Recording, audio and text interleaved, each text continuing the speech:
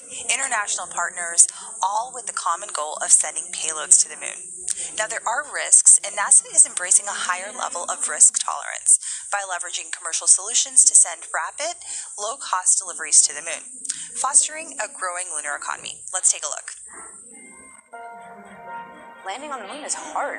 We're going back. Under this Artemis program, we're going to be sending humans to the moon for the first time since Apollo. So ahead of humans, we want to get up as much science exploration and technology experiments as possible. So CLPS starts facilitating a lot of the early science, the things we want to learn before we even send humans. CLPS stands for Commercial Lunar Payload Services, CLPS. The services part is the key element. Ordinarily, when NASA delivers a payload to the surface of the moon, they do it with a commercial partner, but NASA controls the building of the vehicle.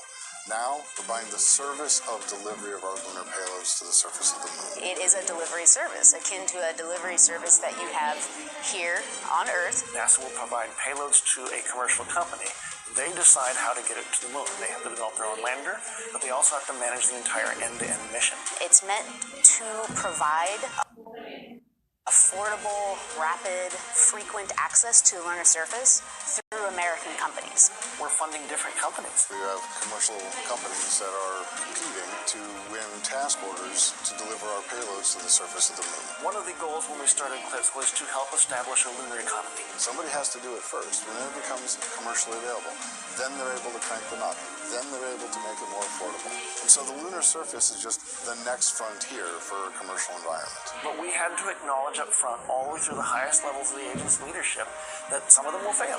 As these companies learn, okay, what does it take to actually build up the lunar lander, integrate payloads, get to the lunar surface and land safely? They've been able to demonstrate that they have very, very good technical depth and the ability to design and execute missions. We're willing to take more shots on goal. And we aren't risking human lives. And in the big picture, if we're flying missions at 1/10 of the cost of a NASA mission, and we fail 2 of them, we still get 8 missions for that same price. Even with 1 or 2 or 3 failures, this is still a very economical proposition. It's a risk posture which is more risk tolerant than NASA is accustomed to.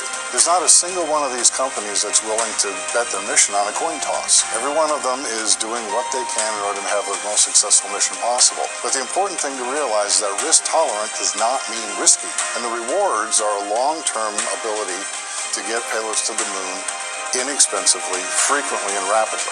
We want science, so we can then put more of our resources on even more science, exploration, and technology payloads and get more of return on investment when we get to the moon. CLPS provides tremendous benefit across the scientific and economic communities. So there's a lot we'd like to learn about the moon to help human habitation and prepare us for missions to Mars and beyond. So the moon is the first step.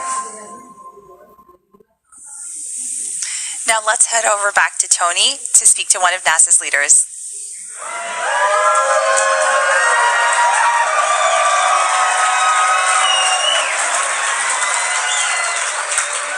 Hey, thank you so much, Nilofer. You know, it's always an honor to be joined by NASA leadership, and joining me now is NASA Acting Administrator Janet Petro.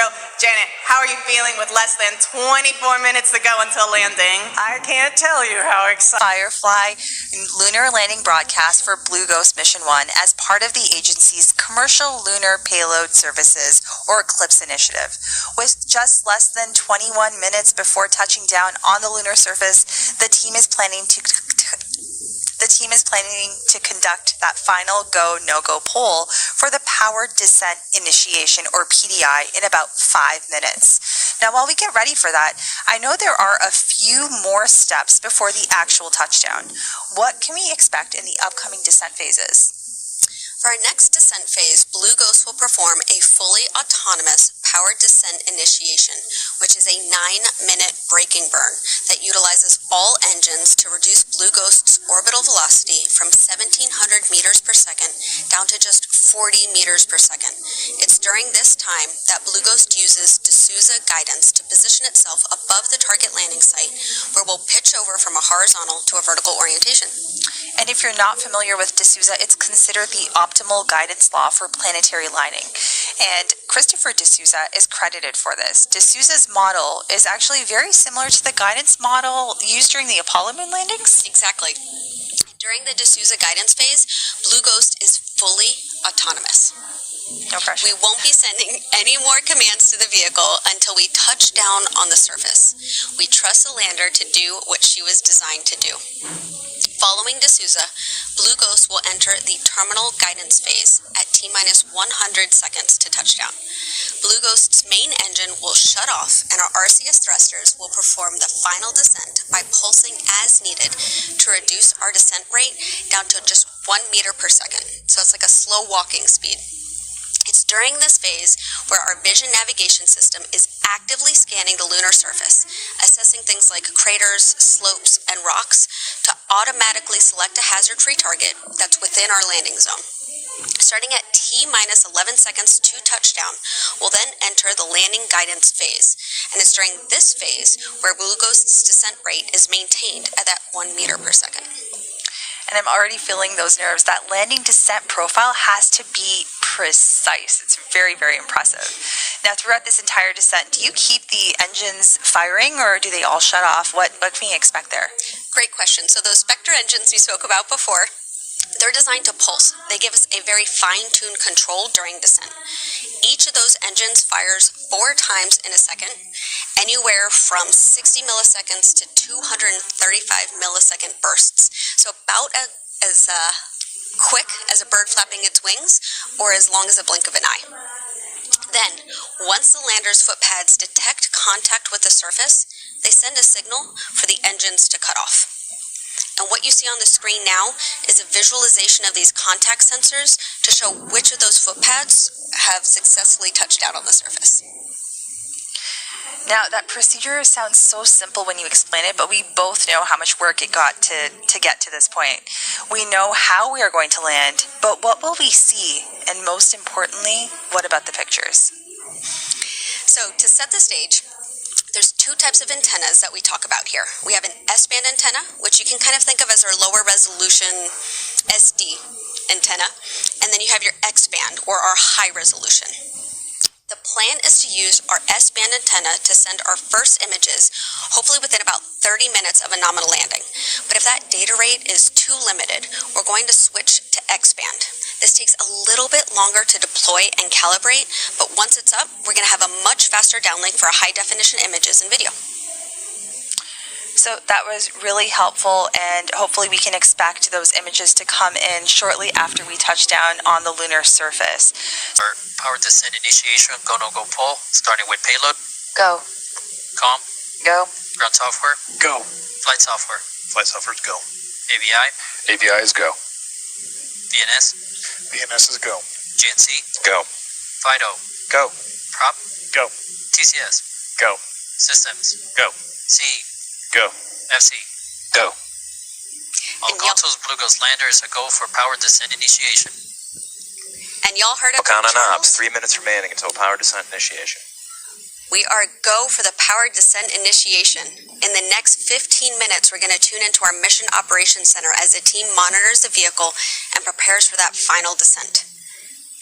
Now, there are some of those visuals that you were describing earlier in the show, Bridget, so we can see our countdown clock where we're about 14 minutes, just almost under 14 minutes from landing. And we have that visualization of Blue Ghost as it's continuing its horizontal trajectory, getting ready to get into that vertical mode. Exactly. And so, like we said before, that's real telemetry that's driving that simulation y'all are seeing on your screen here. That yellow vector you see off to the left, that's pointing in the direction of the sun. And that blue vector there is the direction of the Earth. And we see those foot pads as well as all of the engines in this image. So really exciting to see our MOC, our Mission Operations Center, as well as that data-driven telemetry.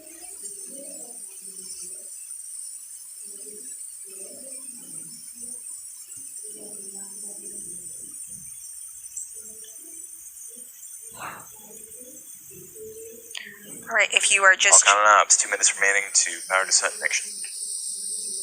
with that 2-minute call out, if you are just joining us, this is the NASA Firefly joint broadcast for Blue Ghost Mission 1 as part of the agency's Commercial Lunar Payload Services Initiative. We are standing by as PDI process and procedures do continue. Just as a reminder to those of you who are tuning in, the graphic visualization that we do see is has about a 15-second delay, and we did cover that at the top of our broadcast. So just as a reminder, there is that 15-second delay. So we may actually Settling started. we may hear that call for landing before the data does get there, but we would like to point that out and keep that in mind as we continue to follow along. That last call out you heard was propellant settling, so we actually use these ACS thrusters that will 60 seconds to PDI. that'll help settle that propellant so the propellant's where it's needed to in that fluid system for ignition. So exciting.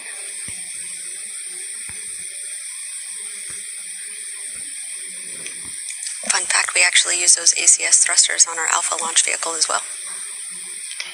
You know all about propulsion and engines. It's fascinating. I'm learning so much today. 30 seconds to PDI. And there you see a couple folks on console. So that is Raj and Will Adams. So they are supporting on TCS and prop. So propulsion and thermal control systems. 10 seconds to PDI. Stand by and tune in to Mission 7, Logs. 6, 5, 4, 3, 2, 1.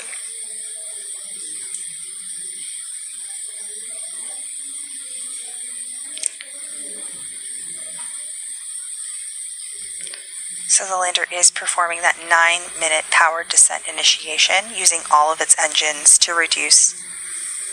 And you can see that on the simulation right there with Main the engine engines on. going. Main engine is on. We see that Descent critical. call All outs consoles going on. loaded up and abort is no longer possible. Right, teams have been practicing for this moment, and we see that taking place right now.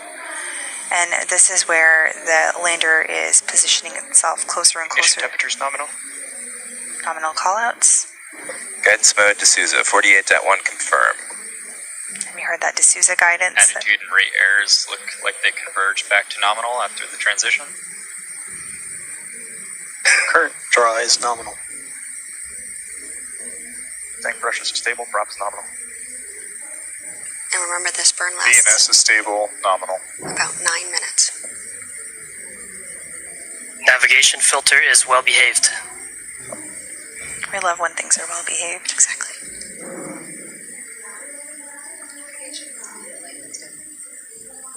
We just heard the call. That comm is stable as well. Comms link is stable. It's during this burn where we are going All count and ops, 9 minutes remaining to pitch over, 455 kilometers south of the target, 16 kilometers above it. We're reducing our velocity down to 40 meters per second in this burn. And so on that gauge, what you'll be looking for is about 144 kilometers per hour.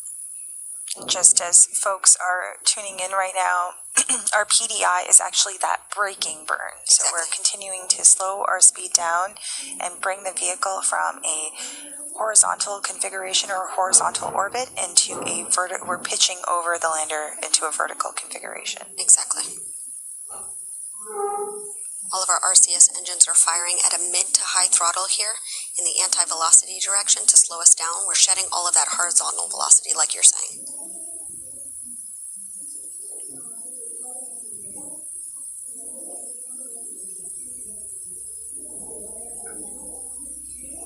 Eight minutes remaining to pitch over, 370 kilometers south of the target, 17 kilometers up.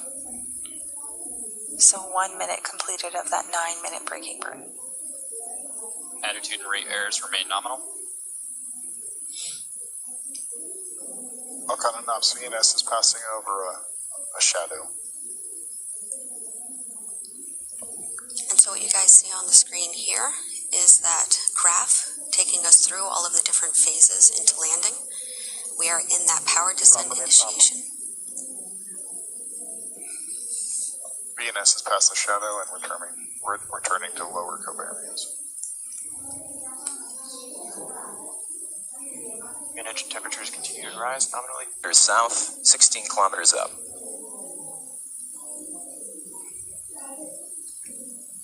GNC flight on ops, verify 48.2 when ready. Will go.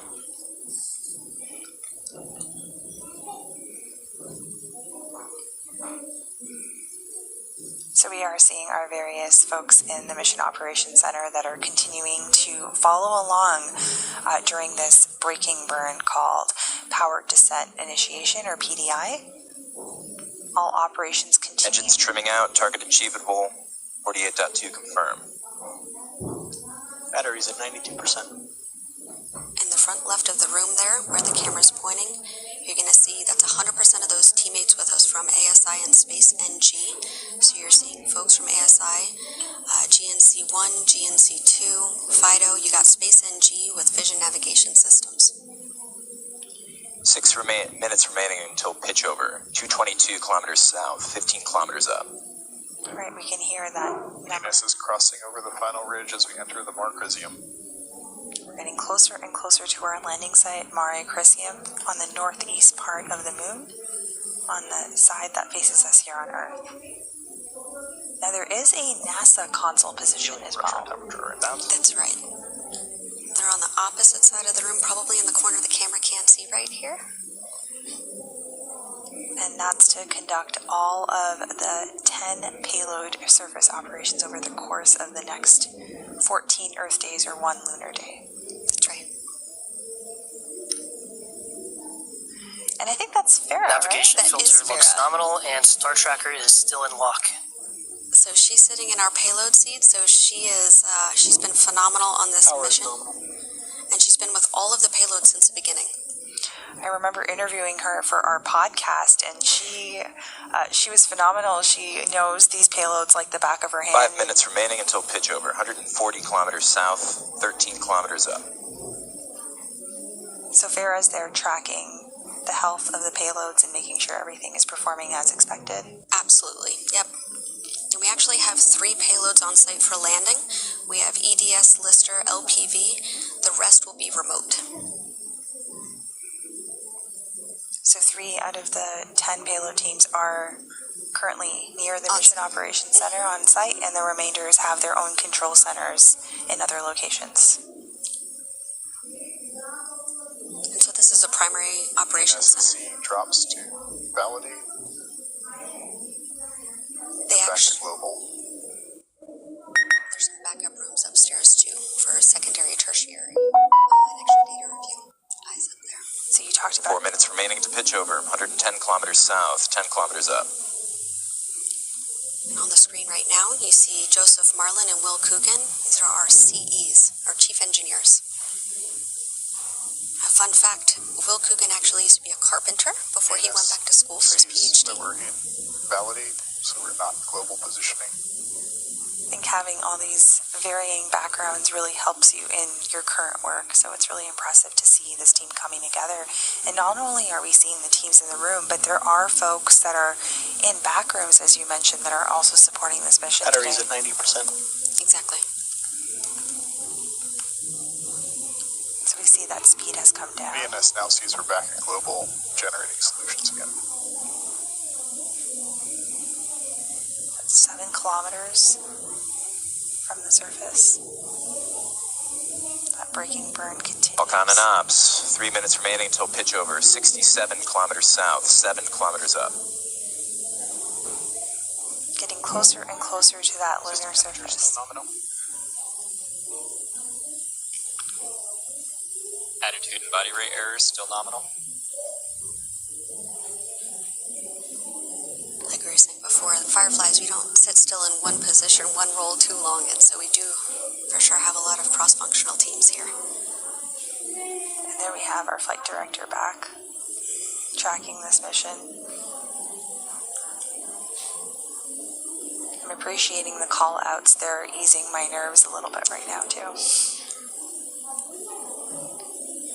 So that spacecraft, as you can see on the graph right now, is getting ready to continue that braking burn and that pitch over to put it in that VNS is vertical. reporting position covariance below 25 meters.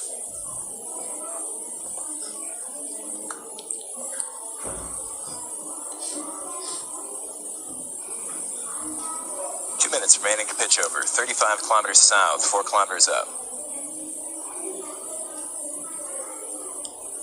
We are standing by for continuation of that power descent initiation or braking burn.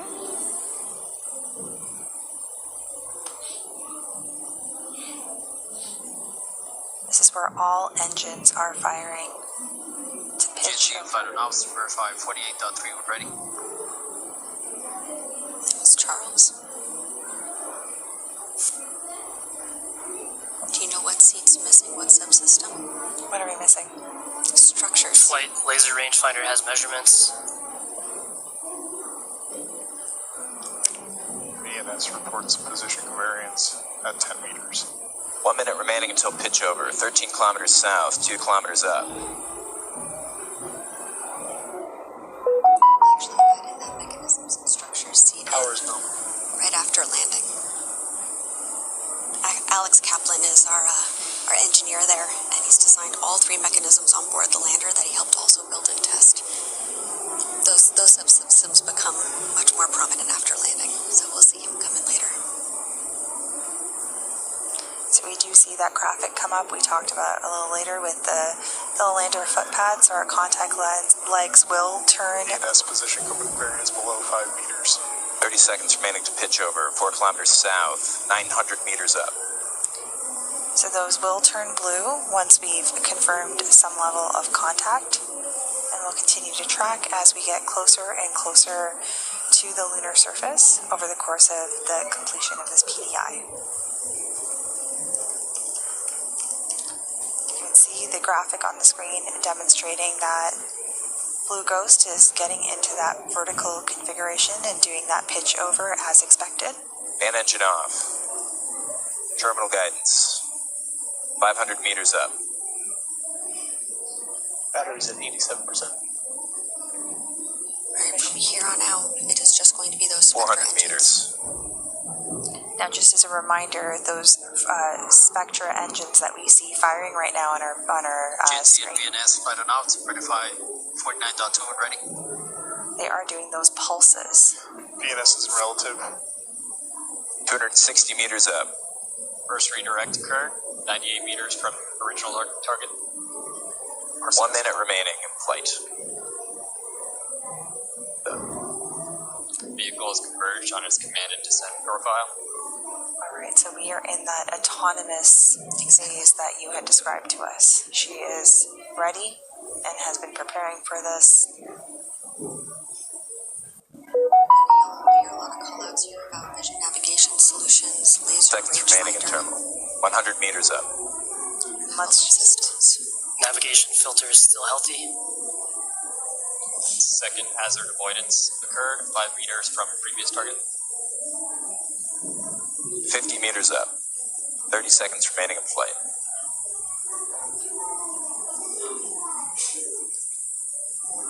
Payload verify 49.4. Copy. Verify. 11 meters up.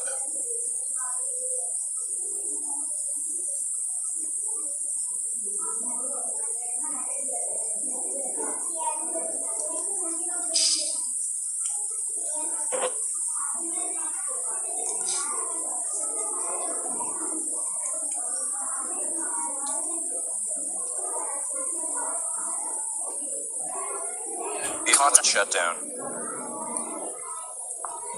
3 contact sensors tripped. Engine shutdown confirmed.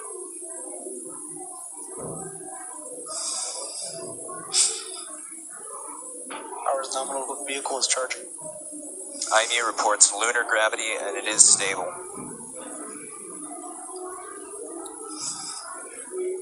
Alcon, Chief Engineer on Ops. Y'all select the landing. We're on the moon.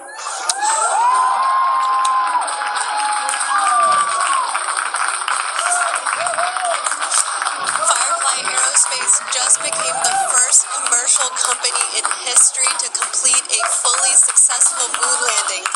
Congratulations to the entire team. This is such an incredible feat for Firefly, NASA, our nation, and the world as we pave the way for a lasting lunar presence.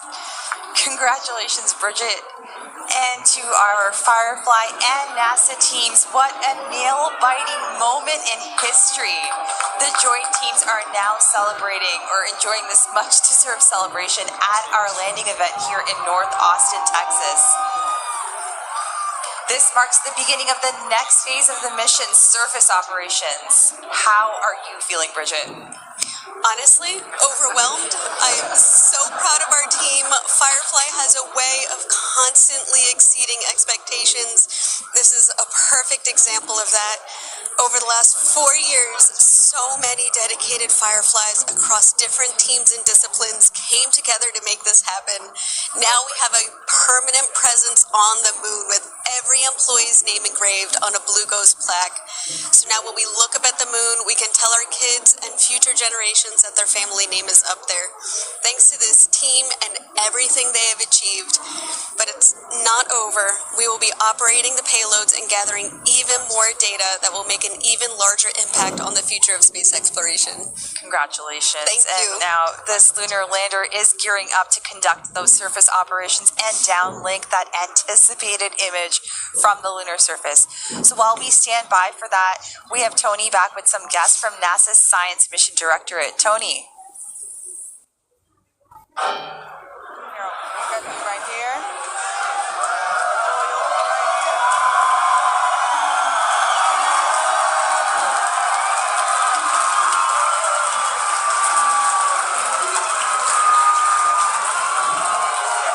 Welcome. Thank you, Nilla, for Bridget. Now joining us is Associate Administrator for